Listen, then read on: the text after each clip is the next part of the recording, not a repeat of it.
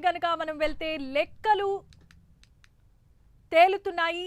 నాడు వైసీపీ ప్రభుత్వం పంచిన కిక్కు తాలూకు లెక్కలు ఒక్కొక్కటిగా బయటపడుతున్నాయి. జగన్ హయాంలో పెద్ద వివాదాస్పద అంశంగా మారిన లిక్కర్ వ్యవహారంలో ఇప్పుడు కూటమి ప్రభుత్వం దూకుడు పెంచినట్లుగా తెలుస్తోంది.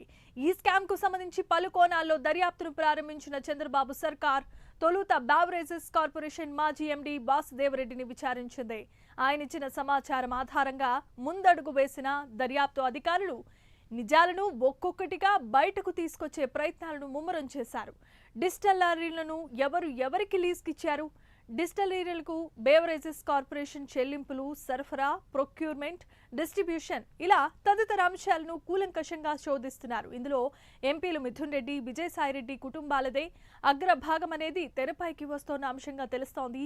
మరి పూర్తిగా కొంతమంది వ్యక్తుల గుప్పెట్లో నాటి లిక్కర్ వ్యవహారం నడిచినట్లుగా ఆధారాలు లభ్యమవుతున్నాయి. ప్రధానంగా రేపో మాపో మిథున్ రెడ్డి పైన కూడా కేసులు నమోదు చేసే అవకాశం కనిపిస్తోంది.